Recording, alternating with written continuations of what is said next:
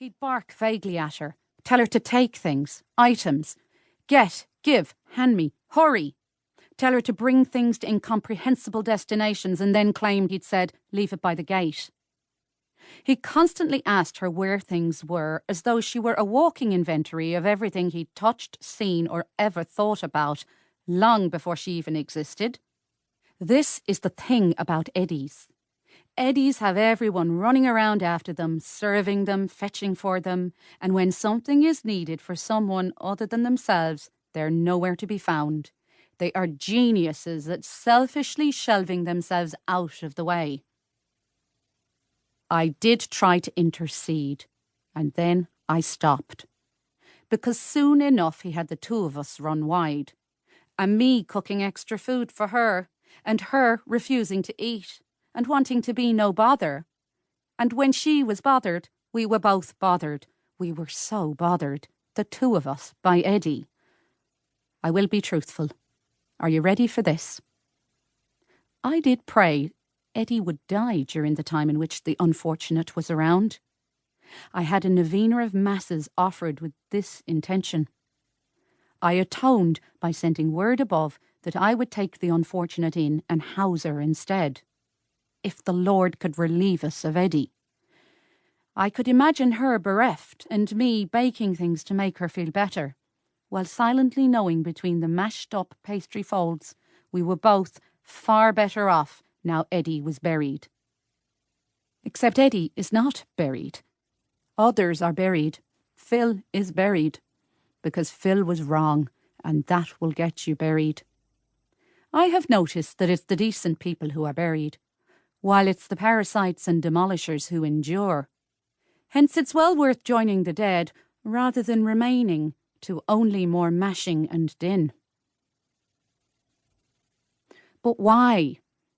Why didn't I release myself from Eddie, given the means I had to do it, what with the group and the tall man? But see here now, that's the difference between murder and mercy.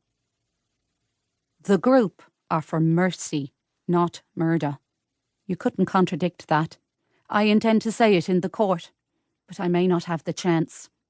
You'd be surprised how little is said in court, of any consequence.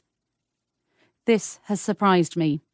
By the time the judge finally has a chat with you, it's over and all decided. And he/she looks at you cross and says you shouldn't have done it. And that's not the time to start saying, well, you know, Your Honour, maybe there are a few things we could talk about out the back or over a bun. If Phil knew where I am now standing, she would see she was wrong. Are you listening, Phil? Because you should be. I hope the two ears are roasting on you, wherever you are. I hope your lobes are singed hot beneath the soil. He talked at her. Eddie talked at Bina, loudly, non-stop. He planned aloud what would never happen, like progress. Eddie couldn't talk in a normal voice. Most people cannot talk in a normal voice if they are stocious drunk, but Eddie couldn't manage normal even at 9 o'clock in the morning. He shouted. He was always shouting. He shouted when he was asking me to turn on the kettle. He shouted even to tell me the day looked warm. I imagined he was deaf, because I preferred that to the truth. He was ignorant. Because he never listened if you told him anything. He just shouted. Eventually, I stopped listening. I had to.